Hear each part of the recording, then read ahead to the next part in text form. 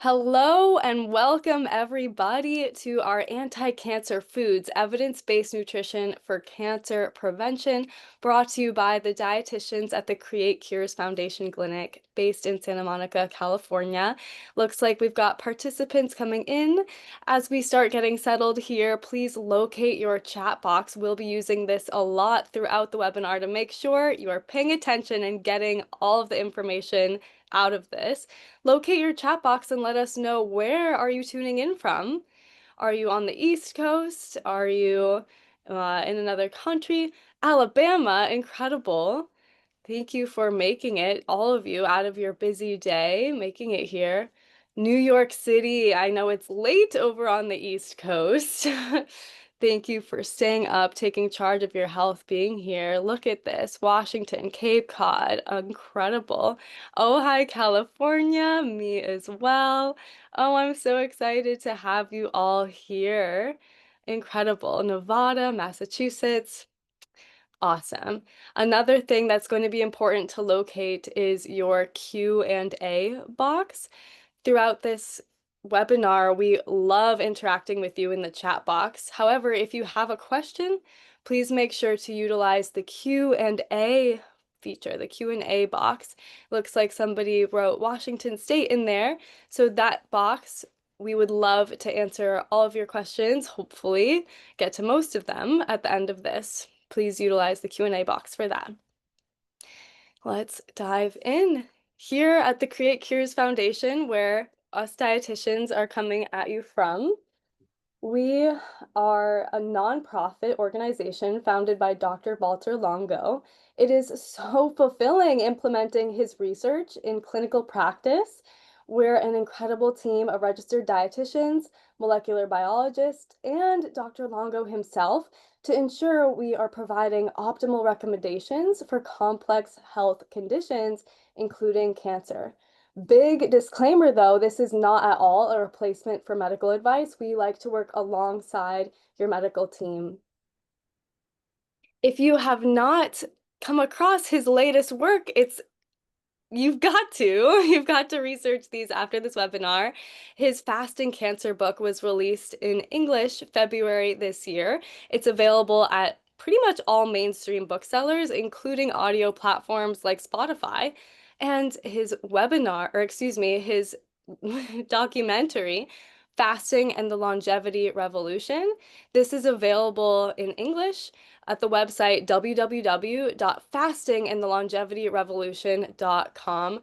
Such an inspiring and empowering documentary. Put it on your bucket list of things to watch. My name is Katie Reines. I am, of course, a registered dietitian at the Create Cures Foundation Clinic. I did my master's thesis on nutrition and cancer. My heart disease cookbook was published in 2021, and nothing brings me more fulfillment and joy than getting to implement what the best evidence tells us can help prevent and reverse disease, especially here with this amazing team at the Create Cures Foundation. I'll hand it over to Shayna to introduce herself. Hi, everybody. My name is Shayna. I'm one of the registered dietitians at Create Cures. I studied under Dr. Longo, getting my master's at the University of Southern California in nutrition, health span, and longevity. And I'm so excited to learn about all these specific foods. And I love helping my patients recognize which foods are really great to help them along their cancer journey. So I'm excited to share it with you all. Thank you, Shayna. And my name is Lotta Andonian. I'm also a registered dietitian at the Create Cures Foundation. I also have my Master's of Science in Nutrition, Health Span, and Longevity from the University of Southern California and studied under Dr. Longo in Italy, the interaction of nutrition on genes. I'm super passionate about helping people find enjoyable and sustainable ways to add nutrient-dense foods to their diets, so I'm excited about this topic today. This is such important information to share and to implement. I just really want to give kudos all of you taking the time out of your day for being here. What are we going to be going over throughout this webinar? I hope that you learn, what are anti-cancer foods? What are optimal dietary patterns that incorporate these foods? How diet might affect cancer risk? And we're going to tell you and hopefully empower you how to really implement this in practical, realistic ways. There will be a quiz at the end. Be sure to pay attention. And we'd like to answer as many questions as we can. So go ahead and utilize that Q&A box feature and ask your questions in there, okay? First things first, what even are anti-cancer foods? In the chat box, let me know what you think. Do you have any foods that come to mind when you think of, oh, this is going to be an anti-cancer food? This is food that somebody maybe looking to prevent cancer should probably be eating. Does anybody have an idea of what that might look like, what that might be? Green tea. Interesting. Yes. Antioxidants, vegetables, broccoli, non-GMO, cruciferous vegetables. Cool. Raw veggies, right? Shiitake mushrooms. Great. It seems like you have an understanding of what an anti-cancer food might, oh, what just happened? What an anti-cancer food might look like. Excuse me. It looks like my screen sharing was paused. I don't know why. Okay, here we go. So, what is an anti-cancer food? Well, as you can see from this image on the right, there are a lot of different indications of what marks cancer, what marks a cancer cell, and what marks cancer for to allow it to grow and to allow it to metastasize. First of all, this number one, sustained proliferative signaling. There's an image of DNA. Is it possible that there's a compound in food that might be able to protect our DNA from damage?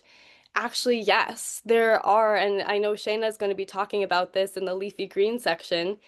Chlorophyll can actually bind on to carcinogens that are so small they might be able to cause a mutation in DNA. Something like chlorophyll can prevent that from happening. How amazing is that? So something like that that can prevent this sustained proliferative signaling, we'll consider that an anti-cancer food. There's no real definition of an anti-cancer food. However, based on the research, it looks like some compounds, some food has some compounds that can do this. Also, cancer cells, they evade growth suppressors. Healthy cells are able to suppress too much growth, right? Is there potentially compounds in our food out there that can actually help suppress growth of unnecessary growth of these cells? Cancer cells also resist programmed cell death, right? All of these things. And actually, there's compounds in food that can prevent every single one of these from happening, which is fascinating. And we're going to go over all of that.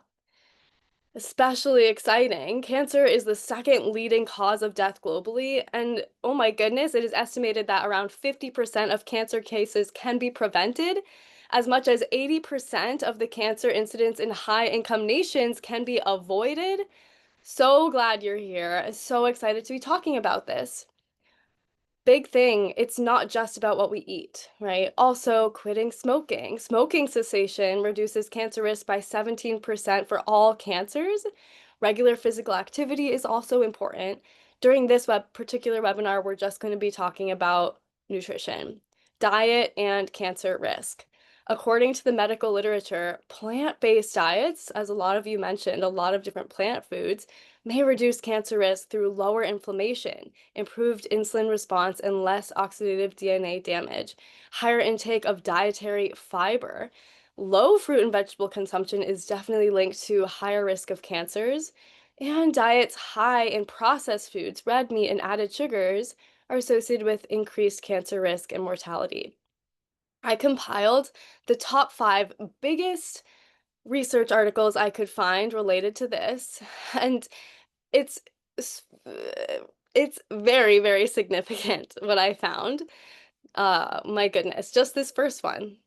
Over 2 million people followed for over 18 years, including 76 different publications, found that there's a 14% decreased risk of cancer when comparing highest versus lowest adherence to a healthy plant-based diet. That is huge. That's a huge, extremely substantial and significant research finding. Another one, over 40,000 people followed over 8 years found a 15% decreased risk of cancer comparing highest versus lowest plant-based dietary score. Again, 16% decreased risk of cancer, vegetarian versus omnivorous diet.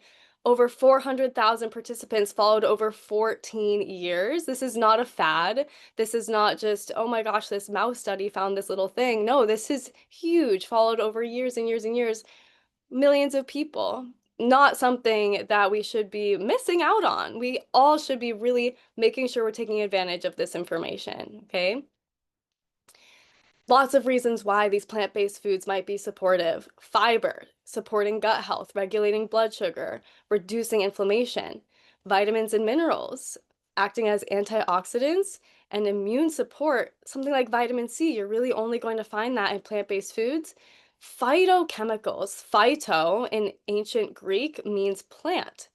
These are plant chemicals, polyphenols, flavonoids, carotenoids, sulforaphane, if you've heard of that, only in plant foods, okay? So what are some top anti-cancer foods and food groups? I'm going to hand it over to Shayna to kick us off with this. All right, thank you, Katie. That's a great background on why we should be consuming more plants, but let's go into the research about what these plants actually do for cancer. So, just to see who's already eating their anti-cancer foods, who has been having some broccoli, cauliflower, or kale this week? Comment down below. All right, some people are having it. Great. Okay, good. Awesome. Okay, let's go into why these are all great. So broccoli, kale, cauliflower, these are all part of the cruciferous vegetable family. And these are a very potent anti-cancer food. And I love starting with this because they're one of my favorites to consume. So they're really high in something called glucosinolates, which then get converted to isothiocyanates, which, like Katie mentioned, is actually sulforaphane. And they get converted by the enzyme myrosinase when the plant tissue is damaged. So remember that. So that enzyme is activated then to sulforaphane when it's chopped or chewed or something of that nature. So what do? These are very chemopreventative foods. They act on our phase 2 detoxification enzymes in the liver. They help modulate cell cycle regulation. They promote apoptosis in abnormal or cancer cells.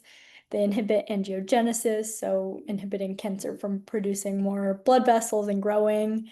They're anti-inflammatory, antioxidant, and it's also been shown that a regular intake of these vegetables has a reduced risk of many cancers, which we'll go into, like colorectal, breast, lung, and prostate. So it's very important to get the most sulforaphane, right? So how do we do that? Well, it's important to know that, remember that enzyme I mentioned that you need to chew to activate, that is very heat sensitive. So we can prevent this or prevent the deactivation of that enzyme by doing this hack and hold method. So let's say you've got some raw broccoli, you're going to chop it up and let it sit for 30 to 90 minutes. So what you're doing is you're activating the myrosinase enzyme to be converted to sulforaphane. And then you have the sulforaphane, then you can then cook it. It's better to lightly steam or not cook it too much, and then you can still enjoy the sulforaphane benefit. So it's super easy, just make sure you're chopping it. You can even do it ahead of the week, chop up all your broccoli, and then you've got more sulforaphane there. And a really great source of sulforaphane is broccoli sprouts. So broccoli sprouts, if you think of it, are like the young form of broccoli, and they contain a lot more sulforaphane. So you can add broccoli sprouts to your toast, put it in your salads, and there's a lot of research behind eating more broccoli sprouts and doing those really incredible benefits of detoxification and being so anti-cancer too. And just to quickly go over some of the research, tons of research about cruciferous vegetables, sulforaphane being incredible, but just to highlight a few, these are all trials done in humans, which is incredible. And you can see in lung cancer, reduced a proliferation marker, and other cancers, it improved survival. It affected cellular proliferation and its detoxification enzyme. So it's really incredible. I recommend everybody consume a cruciferous vegetable or broccoli sprouts every day. And then going into another green compound or green food. So EGCG, I wonder if anyone's heard of this one, but EGCG is found in tea. It's mostly found in green tea, and it's a really powerful polyphenol. So it does a lot of different things throughout the cancer process, such as stimulating enzymes that actually deactivate carcinogens, decreasing tumor growth, increasing apoptosis, again, that self-destruction of the cancer cells, and also restraining the spread of the cells too. It's also thought that the caffeine in tea, green tea, can actually speed the passage of any carcinogen through the digestive tract, so reducing the time the colon is exposed to these substances. And then a common theme for our webinar today is we want to focus on consuming these foods as the whole foods rather than getting them from supplements, because sometimes that can be pretty hard on our liver. So it's always better to get the whole food if possible. And to get the most out of EGCG, you can do some things. So it's thought that longer steeping of the tea and more movement, like dunking your tea bag, can actually release more antioxidants. And then matcha is really great too. It's really a great source of EGCG because it's actually the whole green tea leaf ground up. So you're getting all of it. There's nothing just steeping or left behind that you're not ingesting. And so that is really great. And it's actually been studied in breast cancer stem cells. They found that matcha was able to block the metabolic activity of the cancer. So it actually starved the tumor infiltrating cells and made them inactive. So really powerful. And it's just incredible to have on a daily basis or switch out your coffee with some matcha sometimes. And then Katie talked a little bit about the really great benefits of eating your leafy greens like spinach and what they do. And they, like she mentioned, they're really great at binding carcinogens and promoting detoxification of those. So obviously we all want that. And there was actually a study that you'll see in this graph of people who drink a solution of an alpha toxin, which is obviously a toxin, a carcinogen, and then people who drank that same drink with spinach. And you'll see this top big spike of increased alpha toxin in the plasma. And then that lower spike is when they had it with spinach. So you can see it really blocked that carcinogen from being able to even be bound in the plasma. Super powerful. It also helps act as an antioxidant, reducing any reactive oxygen species in the blood. It protects your DNA and then even acts on gene regulation. So it really enhances the body's ability to halt any cancer progression. So super impressive. Eat your greens. And then mushrooms. Can't forget about mushrooms. So mushrooms are incredible. They're so good for the immune system. And what they contain is these bioactive compounds, so beta-glucans, triterpenoids, and polysaccharides. So they modulate that immune system, help it work better, fight against any infection or cancer. And then they act as prebiotics, which support your gut health, increase good bacteria in the gut, which also then supports your immune system. Then it reduces drug resistance, again, inhibits cancer growth and apoptosis. And even higher consumption of mushrooms has been associated with a lower risk of developing cancer, especially breast cancer, which is great. And then again, you want to try to avoid having really potent mushroom extracts. So if you were to take a supplement of mushroom extracts, try to avoid that during chemo or radiation to not interfere with that drug. Something really interesting, really quick about mushrooms is that you can actually increase the amount of vitamin D in your mushrooms. So just when you get them from even from the store, any mushroom, just put it out in the sun for a little bit and it'll actually get more vitamin D, which is super cool. All right, passing it on to Katie again. Gosh, love this. Love mushrooms. Kiss your kale, kiss your mushrooms. These foods truly love you back. Oh, so awesome. Okay. Opening up your chat boxes. Who here has maybe heard of quercetin? Kind of a fun word. Yes, we've got a yes out there. Yes. Wow, nope. This one's for the nerds. This this is quite the compound. No, I haven't. Yay, there's some people out there that haven't heard of this. We're going to dive into it. Prepare to be enlightened. Garlic and onion. Be sure to eat some raw, okay? Why? Why do we want to eat some raw? Garlic and onion, they cause bad breath. They make me emotional when we chop them up. Why do we want to eat them raw? Well, there's a particular enzyme, the alliinase enzyme, that is extremely powerful. It catalyzes the conversion into various organosulfur compounds, which have demonstrated many anti-cancer properties. Like I mentioned at the very, very beginning, what compounds could prevent this cancer from forming, from growing, from metastasizing? Hey, garlic and onions have compounds that do just that. These compounds can induce phase 2 detoxification enzymes, modulate carcinogen metabolism, promote apoptosis or programmed cell death, and cell cycle arrest in cancer cells. Organosulfur compounds and flavonoids present in garlic and onion don't want to miss out on this. And this is not just onions and garlic, this is also the whole allium family of vegetables like chives, scallion, leeks, shallots, whatever your particular favorite is, include more of those, okay? Heating or cooking inactivates this alliinase enzyme, reducing the formation of these bioactive organosulfur compounds and potentially diminishing their cancer preventative effects. For this reason, if you really don't like raw garlic or raw onion, check with your healthcare team, see if it might be supportive for you to supplement with a garlic extract. Just like Shayna was saying, we want to do our best to try to get these from the whole food form.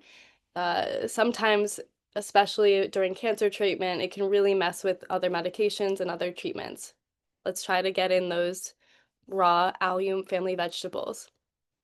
Something exciting if you don't like raw onions or raw garlic, quercetin can actually still provide meaningful amounts of quercetin if the cooking water is consumed. Quercetin is a flavonoid in onions and some in garlic, which the quercetin flavonoid, it has been shown to induce apoptosis or programmed cell death, cause cell cycle arrest, inhibit tumor proliferation, suppress metastasis. Absolutely incredible.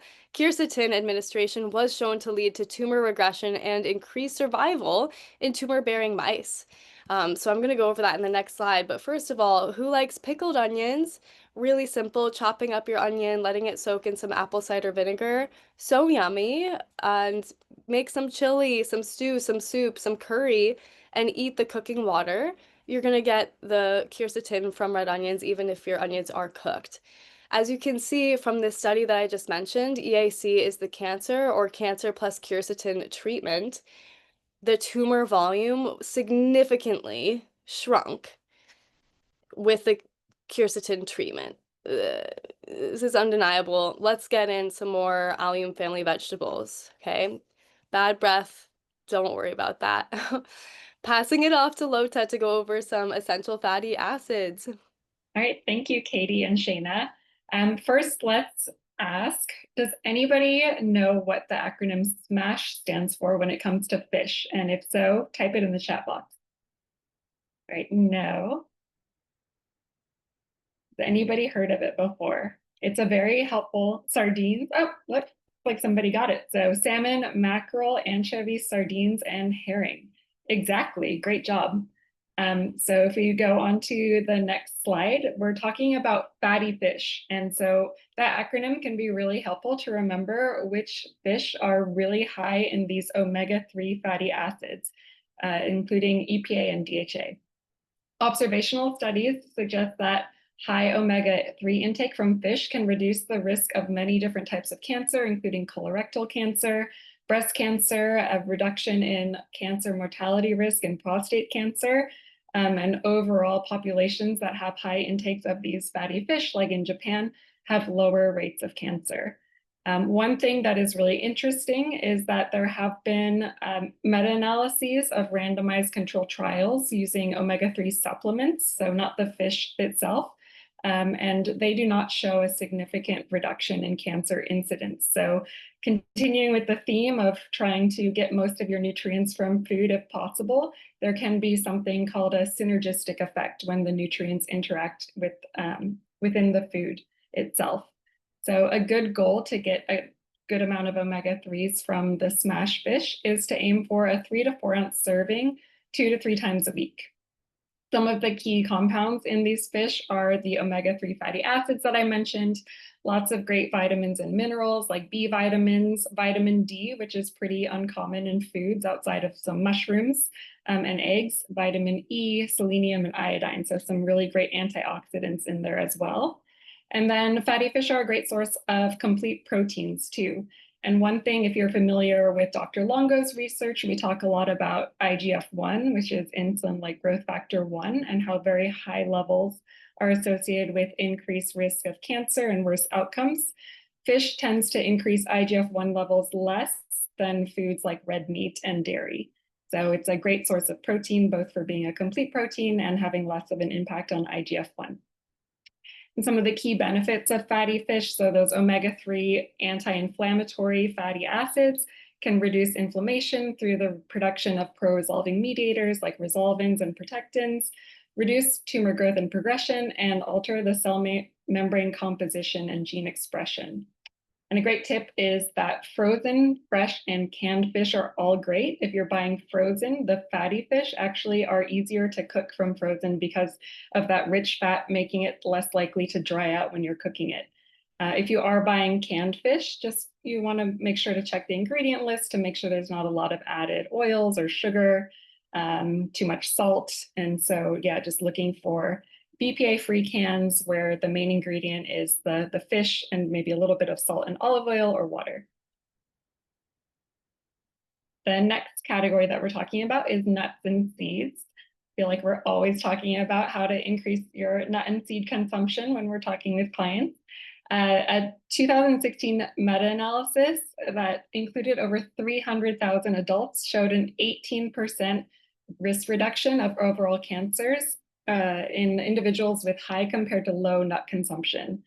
And the evidence is the strongest for colorectal, endometrial, and pancreatic cancers. A goal here is to aim for a single serving 5 to 6 times a week, and a serving of nuts is around 28 grams or about an ounce or a quarter of a cup of whole nuts or 2 tablespoons of a nut butter. And some of the key compounds in nuts and seeds are antioxidants, really rich in polyunsaturated and monounsaturated fats, great source of fiber, and polyphenols. Some of the benefits of nuts is they really address many of the hallmarks of cancer that Katie mentioned earlier. So they can, they're antioxidants, reduce oxidative stress, they can induce cell cycle arrest, stimulate apoptosis. Walnuts and pecans have actually been shown to reduce IGF-1 levels.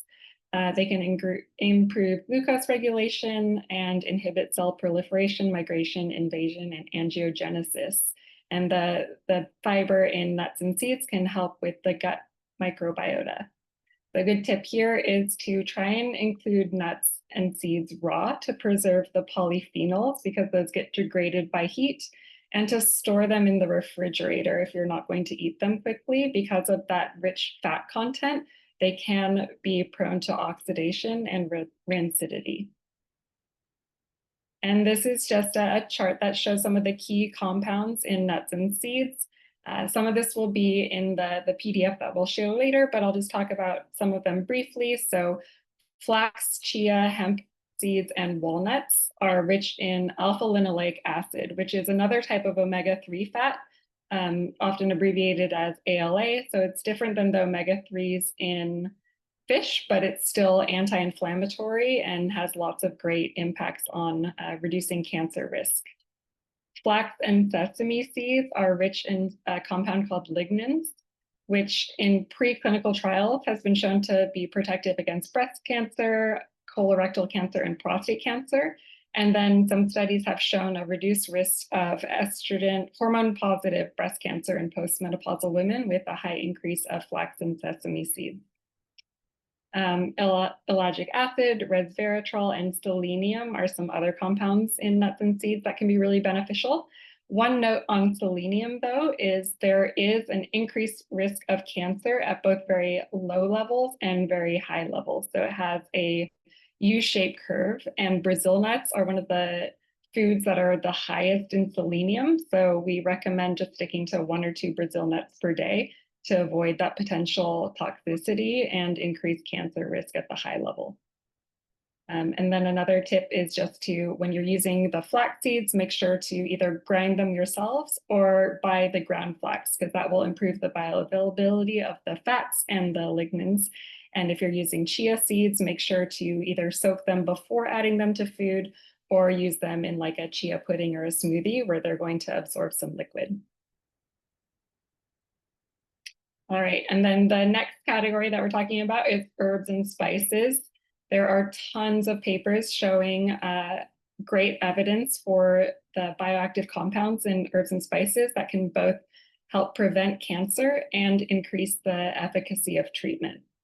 A good goal here is just to try and incorporate as many herbs and spices daily as you can, like adding cinnamon to oats or sprinkling some turmeric on top of dishes is really helpful to add flavor to foods and also get some of these beneficial compounds. So they're very rich in antioxidants and then lots of different phytochemicals, which are the bioactive compounds that are associated with the colors in the herbs and spices. So we have polyphenols, alkaloids, bioflavonoids, tons of different phytochemicals. And then some of the similar benefits to nuts and seeds, where it works on molecular pathways that are involved in carcinogenesis. And so they can induce apoptosis, inhibit that cell proliferation, suppress angiogenesis, and be anti-inflammatory and downregulate some of those pro-inflammatory mediators. Some examples of herbs and spices are turmeric, ginger, black cumin, cinnamon, saffron, cloves, fenugreek, rosemary, sage, parsley, and thyme, and they'll all have a variety of different compounds that work in different pathways. One tip here, again, is if you are looking at supplements, some plant compounds can actually interact with treatments, including chemotherapy. So you always want to work with your medical team to avoid any potential interactions that are unplanned for. And this chart has an overview of some of the key compounds in different herbs and spices. So curcumin in turmeric is one of the most studied. Clinical trials actually show that it can have a synergistic effect with chemotherapy and also reduce the side effects of treatment. And one thing that is interesting with turmeric or curcumin is that if you add black pepper, the piperine in black pepper acts as a bioenhancer. So it actually increases the bioavailability of the curcumin in turmeric. So even if you're making a smoothie and adding some turmeric to the smoothie, adding some cracked black pepper is not going to affect the taste of the smoothie very much, but it will increase the absorption. And adding some fat too will help with the absorption of the curcumin. Another spice that we talk about a lot is ginger. So preclinical trials show a lot of anti-cancer effects of the gingerol and especially the shogols in ginger.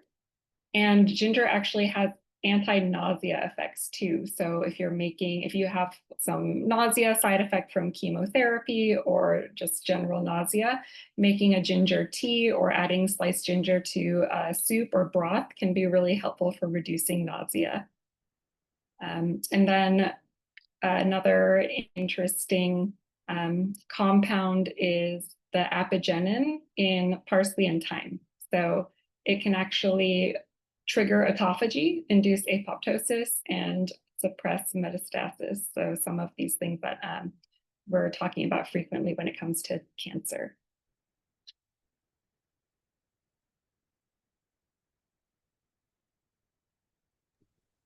Awesome. Okay, so I love learning about the herbs and spices because what you can add to your food also has really great compounds in it. But does anybody know the main phytochemical that is found in berries, blueberries, raspberries, blackberries? Does anybody know that compound? Oh, someone said it. Anthocyanins. Yep, and which is a polyphenol. Great. Okay, let's talk about them. So we find anthocyanins in berries, and it's a vibrant pigment. It's responsible for red, for blue, and purple hues. What are the benefits? They're powerful antioxidants. Most of us have heard of that already with blueberries. And they support our DNA repair pathways. They inhibit metastasis. They induce apoptosis and autophagy, which is that cellular full cleanout. They're really anti-inflammatory. They've been shown to suppress inflammatory cytokines like TNF alpha and IL-6. High levels of anthocyanins is associated with lower levels of inflammation. And how do you eat it? Again, we want to emphasize the whole food over just extracts because it's actually found that for blueberries, for our berries and anthocyanins, that fiber actually helps us absorb those compounds. So it's better to eat the berry if you can. Raw is also preferable for better absorption as it may be heat sensitive and it's absorbed pretty quickly. So you want to eat them pretty regularly. And I recommend eating like blueberries, raspberries, get a good variety and switch them out so that you're really getting the most. And actually eating wild organic blueberries are incredible and they have like maximum antioxidants because they're wild, they're picked at the ripeness, the most ripe time, so they contain a lot of these antioxidants. And you can find that in the frozen section at Trader Joe's or even Whole Foods too. Lycopene is a very popular compound that we hear about a lot with prostate cancer. And so lycopene is actually a bright red carotenoid pigment found in, I think, the red foods, so tomatoes, watermelon, pink grapefruit, guava, and red peppers. It's fat soluble, so you want to eat it with other things that include fat. And it's actually more bioavailable when it's cooked. So eat all your tomato sauce, your tomato paste. Those are great. And so specifically in prostate cancer, higher lycopene intake has shown a reduced risk of advanced prostate cancer, and it's also been shown to really act like specifically on prostate cancer cells. It also has been shown to have better cancer outcomes for many types of cancer when you have higher plasma lycopene levels. And actually, the best source of lycopene that you'll find is in sun-dried tomatoes and tomato paste. So eat those, have a great pasta with some sun-dried tomatoes, and you're going to get a lot of lycopene. Citrus fruits is a great one too. So thinking obviously of our oranges, our lemons, our limes, our grapefruit. These contain a phytonutrient called beta-cryptoxanthin that actually really act on DNA repair. So it can effectively double the speed at which DNA is repaired when it's exposed to a mutagenic chemical, which is incredible. It's also been associated with a 10% reduction in the odds of getting breast cancer. And this is possibly due to the finding that citrus phytonutrients concentrate in the breast, which is awesome.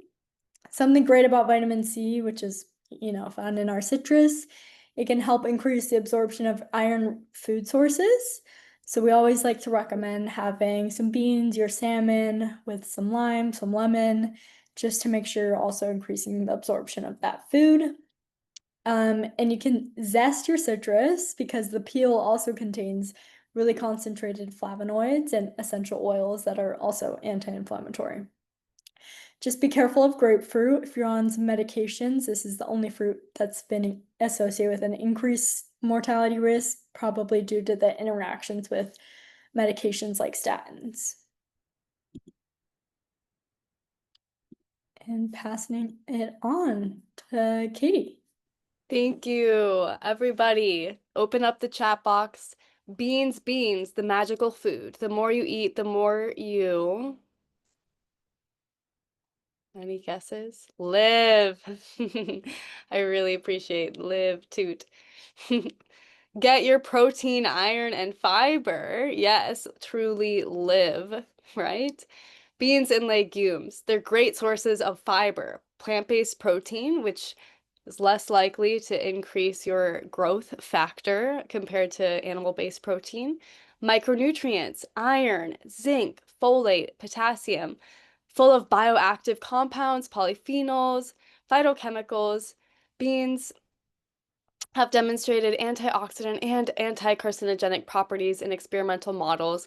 They may modulate gut microbiota in a very beneficial way, reducing inflammation and promote programmed cell death and cell cycle arrest in cancer cells.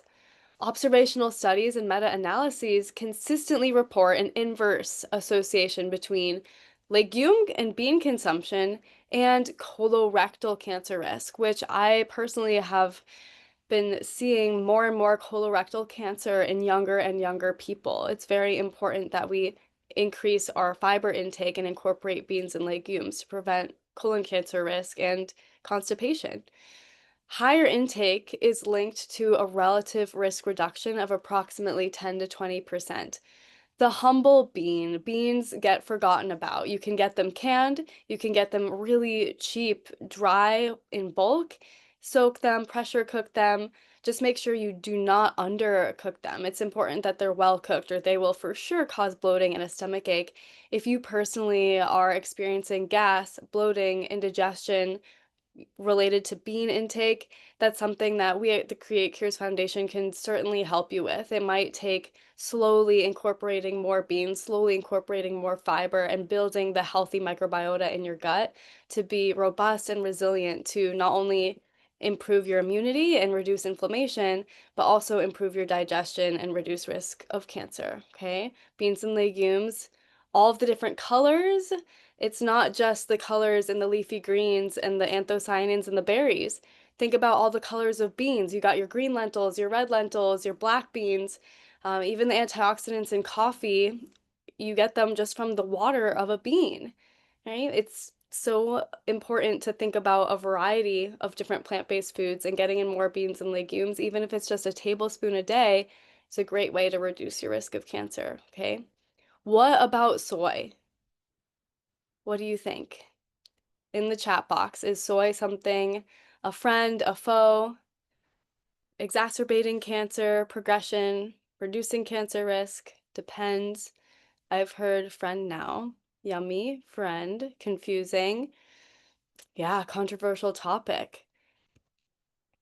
While there may be some individual uh, circumstances where soy consumption is not recommended, a 2024 meta-analysis of 52 observational studies, this is huge, substantial, significant research, high consumption of total soy products and soy milk was associated with reduced total cancer risk.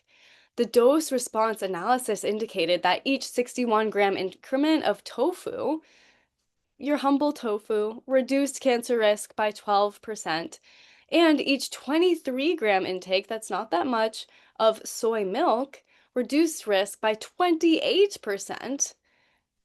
Or I'm going to the store and getting some tofu, getting some soy milk. I don't know about you. Looking over here at these graphs, as you increase the total soy consumption, the relative risk decreases. Tofu, as you increase consumption, the relative risk decrease. Soy milk, increased consumption, relative risk decrease. So soy, it's actually a friend. We do recommend soy consumption here at the Create Cures Foundation. Some specific circumstances, thyroid situations, specific just individual sensitivities, of course, across the board, we're always going to see, okay, what the individual unique needs do they have? And in general, yes, the evidence shows that soy consumption is actually helpful to reduce our risk of cancer. What about grains? Another controversial topic amongst my patients and myself. A lot of people come to me with a big confession. Oh no, Katie, I ate white rice. Oh no, Katie, I ate pasta. This is terrible. I'm a bad person. And I say, who said that? I think you're totally fine. Whole grains are fantastic. A large meta-analysis published in the British Medical Journal found that for each 90 grams per day increase in whole grain intake, there was a 15% decrease in cancer mortality. The American Cancer Society guideline also supports these findings, stating that each 30 gram per day increase in whole grain intake lowers colorectal cancer risk by 5%, likely related to the fibers in whole grains. 30 grams of dry quinoa. What is 30 grams? That's only about, less than 3 tablespoons of dry quinoa. Not hard to implement. Even less than a half a cup of dry rolled oats, about 2.5 tablespoons of dry brown rice. Get those three in, and you've got a 15% decreased risk in cancer mortality. Not to be confused with processed grains, though. We recommend intact whole grains, including the bran, the germ, and the endosperm, the outer layers of these whole grains. There's a big difference between granola, muffins, crackers, breads, and just your regular boiled quinoa, brown rice, oatmeal. Very, very, very big difference there. We want to make sure you're getting the most benefit. And the dietary fiber, the phenolic acids, and other bioactive compounds are concentrated in the outer layers, the bran and the germ layers of the intact whole grain. Health effects differ substantially from those of refined grains and simple sugars compared to intact whole grains. So when people say carbs are bad, I've got to avoid carbs, not necessarily. We want to avoid processed carbs, added sugars, processed grains, and incorporate more intact whole grains. Okay. So now that we went over, we want to avoid processed grains and added sugars. We're going to go over some foods that we would like to avoid to further prevent cancer. Thank you, Shayna. Yeah. So it looks like a lot of the themes of what can prevent cancer, help with cancer, is thinking about fiber, thinking about whole food. So I know a lot of you know what are the foods you want to avoid, and I'm hearing sugar and candy. Someone has a sweet tooth, but we can talk about that. So let's go over what are the actual foods. So red meat, and someone got all of it, red meat and processed meat. So these are classified as group 1 carcinogens, processed meat, and group 2A probable carcinogen, red meat, by the World Health Organization. And as Katie mentioned, there's just so much research to undeniably say that more plants equal better health. So red and processed meats increase your risk of colorectal, pancreatic, and prostate cancers. They're really high in heme iron, nitrates, and heterocyclic amines that promote DNA damage and inflammation. And alcohol.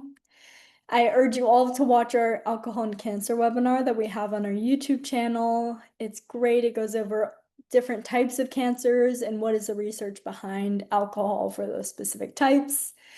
Unfortunately, it's still a group 1 carcinogen. It has been associated with a strong risk of breast cancer, liver, colorectal, esophageal, oral, and throat cancers.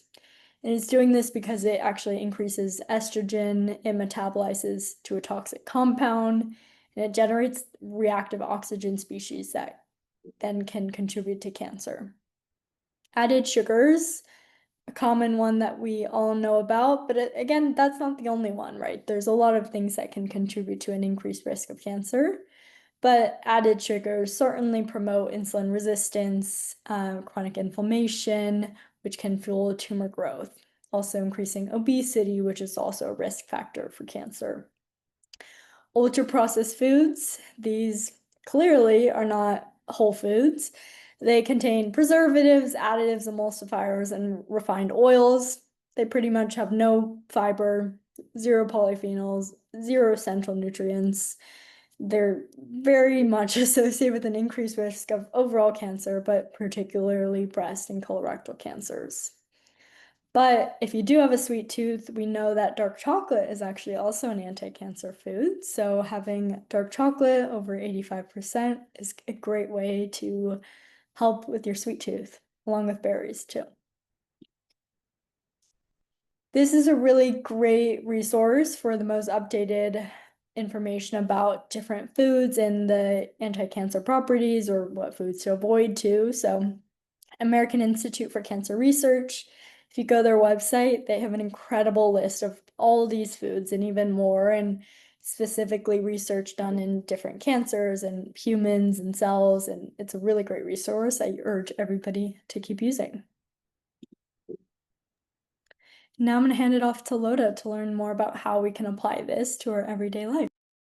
Thank you, Shayna. So now that we've learned about all of these incredible foods, how can we actually incorporate them into our diet? First of all, just nature is amazing. Like, it's so cool to learn about all these different compounds that are available in all these different plant-based foods. So first of all, true or false? To follow an anti-cancer diet, you need to make all your meals from scratch and just completely avoid eating out. Please false. Yeah. We don't want to live at home and just make everything from scratch. So it's actually false. You don't need to make all your meals from scratch. We can learn some simple strategies to help include these foods even when we're eating out, or use some of the more nutrient-dense processed foods at the grocery store, which are very different than the ultra-processed foods that Shayna just mentioned. So first of all, I want to introduce something called the plate method, or a great formula for making your meals really nutritious and healthy and anti-cancer.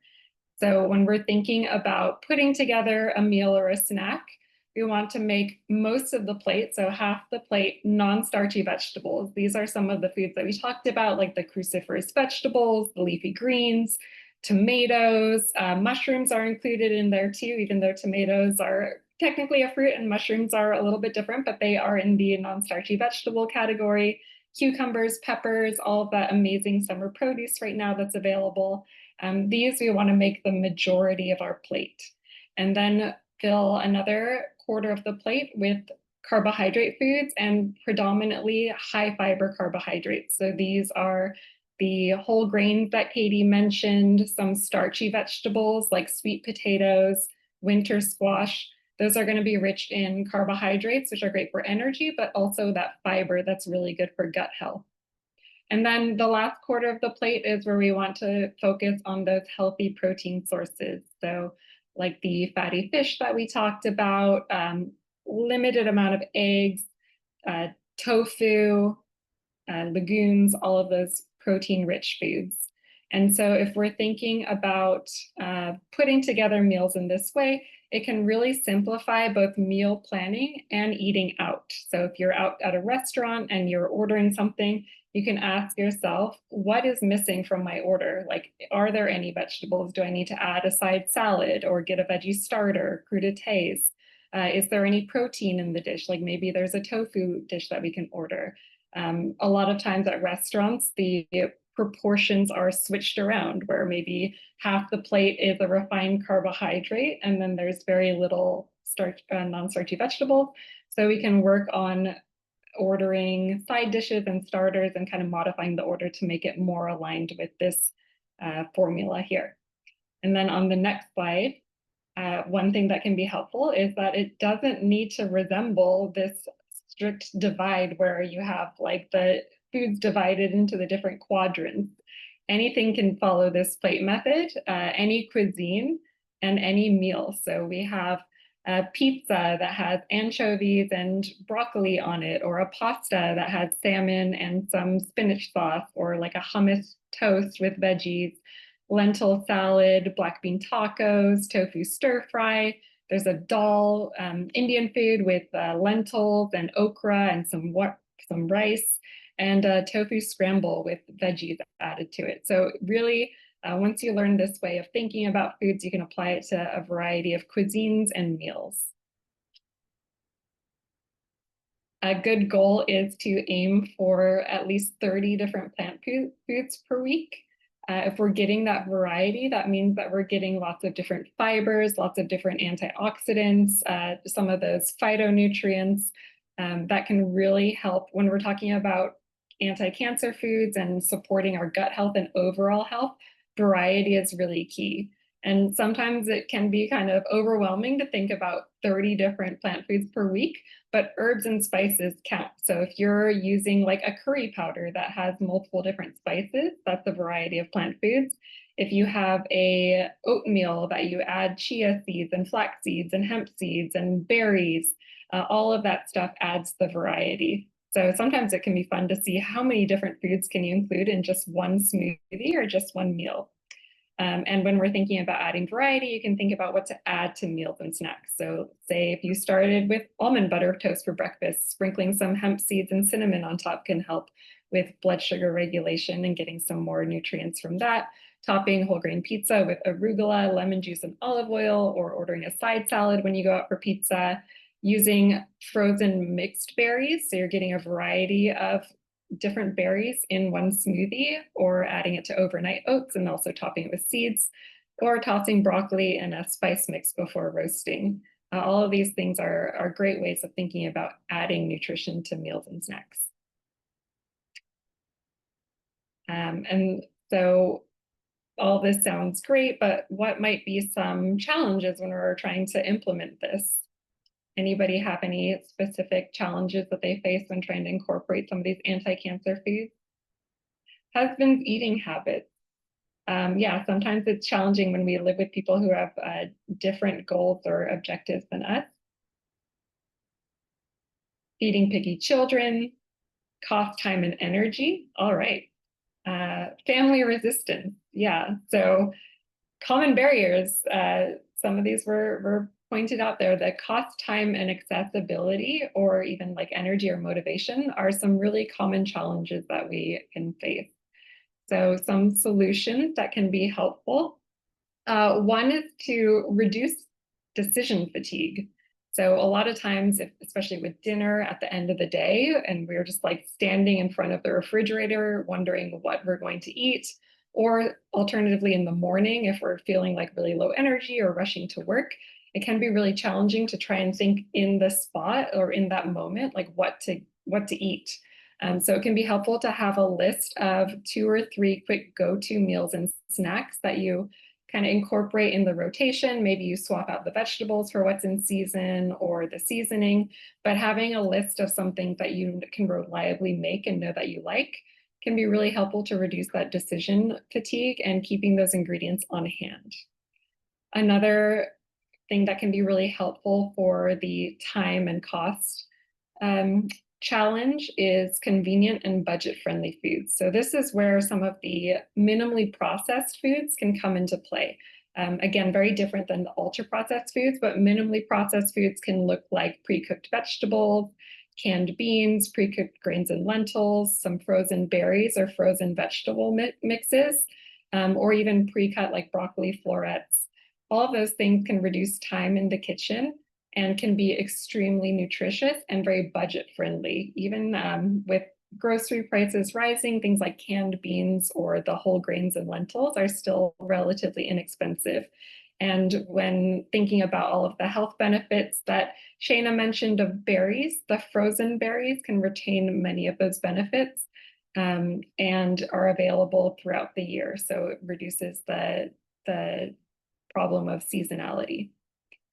Another tip that can be really helpful for time is to ingredient prep. So if you have a certain day of the week or time of the week where you have a little bit more time, maybe it's when you do the grocery shopping and you come home and you immediately prep some of those ingredients that you bought so you don't have to constantly take out the cutting board during the week.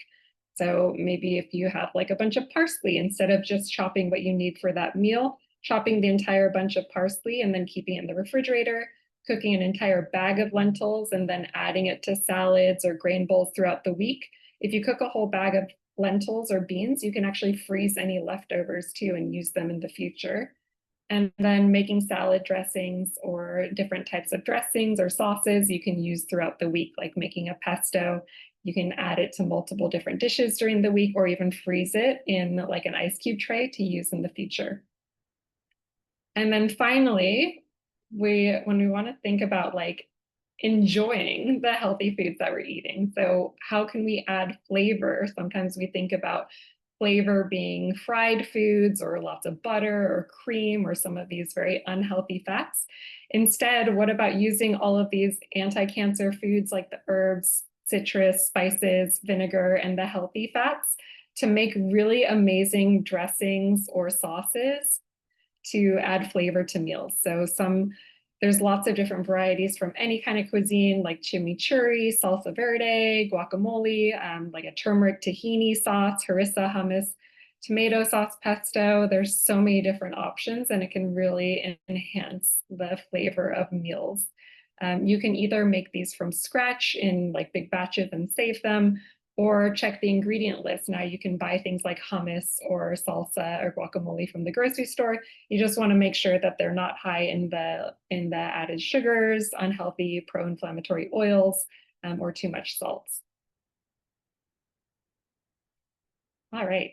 And then lastly, we want to mention Katie talked about some of these evidence-based diets. We have our own diet that we like to refer to as the longevity diet that incorporates many of these anti-cancer foods and strategies that we were sharing earlier today. Thank you so much, Lota. I'm sorry to interrupt. I just want to give everybody a huge pat on the back for taking charge of their health, attending this webinar in their busy day and learning with us today. It's just about 6 p.m. We're going to keep going and get to some of your questions. If you have to go, we do understand, and this will be posted on our YouTube channel. So thank you so much, and I apologize for going overboard a little bit. I hope you've been enjoying this hefty educational experience. Okay, please continue, Lota. Thank you so much, Katie. And yeah, I feel like the practical tips could be an entire 1 or 2 hour webinar on its own. And this is actually something that we work with our patients a lot to help actually incorporate these things realistically. So yeah, it's a lot to go through. So thank you so much for bearing with us with all this great information. So back to the longevity diet, this synthesizes many of those evidence-based diets that Katie referred to in the chart earlier, where we're talking about balanced plant-centric meals that can be adapted for any cuisine. So we're including complex carbohydrates, these low mercury smash fish or the fatty fish that we mentioned, plant proteins like the lentils and tofu, healthy fats like avocado, olive oil, the nuts and seeds, and then as many vegetables, fruits, and colors as you can incorporate. We also minimize the high protein foods and animal products, added sugars and refined carbohydrates, and then those ultra processed foods. Lastly, we also consider meal timing and frequency. So we want to have a 12 to 14 hour overnight fast to help with letting the digestive system kind of go through its process and not constantly be digesting food, and periodic fasting, and this would be tailored to individual needs. And I know we talked about so much today, so you will be getting a PDF handout that we're going to include in the chat box, but also add to the YouTube channel, and everybody who registered will also get a link to it. But the booklet highlights the 15 foods that we talked about today, including some of the research and the tips that we talked about. So if you don't remember everything that we talked about today, don't worry, you'll have access to it in our ebook.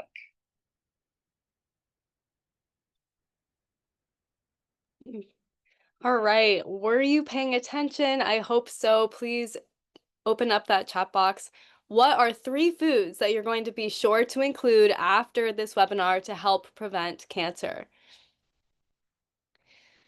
I want to make sure that this is actionable.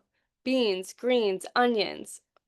Yes, smashed fish, blueberries, onions, salmon, tofu, lentils. Beautiful. So we have these foods that we know are going to be helpful. How about a meal? What's one meal or recipe that you're going to make after this to help prevent cancer?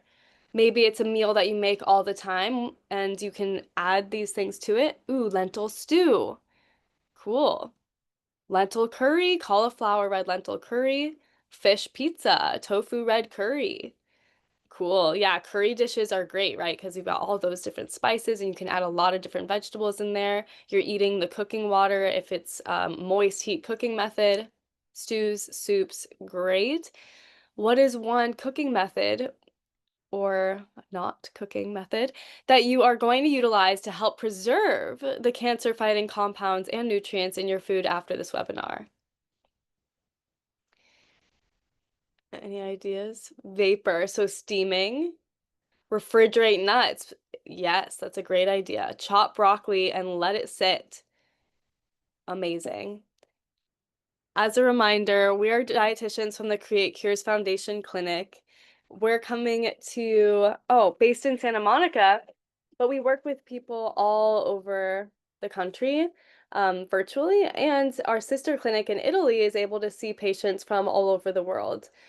Here to support a variety of different conditions. We offer to work with one-on-one with our patients, and we collaborate with our team, including molecular biologists and Dr. Longo, to provide optimized and individualized care. We work mostly with cancer patients going through treatment, and we also work with patients in remission with goals for longevity and to prevent cancer, and we help with all other chronic diseases and health conditions.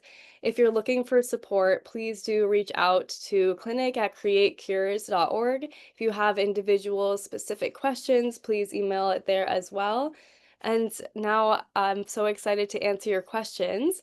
Also, don't forget about our YouTube channel. This is going to be recorded and uploaded onto this YouTube channel. We have a lot of wonderful webinars that we've done over the years that you can take charge of your health and educate yourself with. I'm going to open up the chat box and invite Lotta and Shayna to join me as well. And I think we're going to stay on for another 10 minutes and answer whatever questions we can.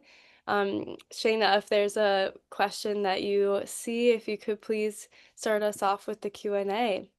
Yeah, of course. I saw a question following up on Katie about soy and hearing about how soy and breast cancer, there's a lot of discussion about that. So I would love to talk about that. So actually what soy does with estrogen is it helps bind to estrogen, excess estrogen, and actually help detoxify it. So it's actually been refuted about how soy can increase estrogen. No, it actually does the opposite. So talk to your healthcare provider, but we do recommend consuming soy like once or twice a week to benefit from those properties.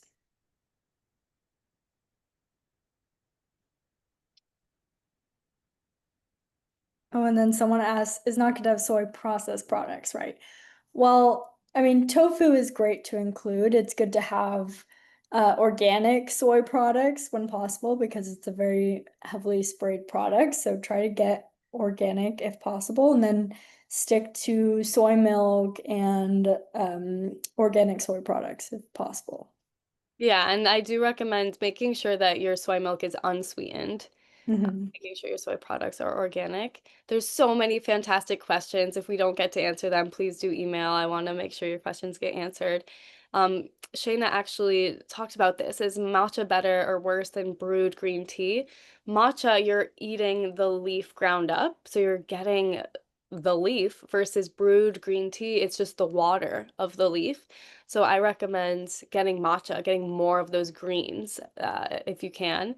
And then another question, how about mushrooms? Which mushroom is best? White button mushrooms, kamini mushrooms. Mushrooms, we do recommend that you eat them cooked. So I also see a question, what about cooked versus raw? Which is there a resource? I'm not sure of a resource, but I do know that the allium vegetables, garlic and onion, as well as the cruciferous vegetables, it's best to eat those raw. Things like mushrooms, tomatoes, tomato paste. Um, it's important to eat a variety, eat both cooked and raw, because when the cooking process happens and you break down fiber, certain nutrients and antioxidants are actually better absorbed, like the lycopene and the carotenoids, even in carrots, like those orange colors, can be better absorbed when they're cooked.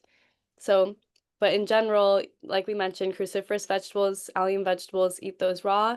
Mushrooms and red foods, like tomatoes, tomato products are better cooked, like those sun-dried tomatoes. Um, so many questions. I also saw a question about red meat and wondering if it was mostly the saturated fat in red meat that's a problem. So the slide that Shayna shared showed some of the different issues with red meat consumption. So it's not just the saturated fat, but it's also the high amount of heme iron, the nitrates in processed meat, and then some of the compounds that are produced, particularly when the meat is charred.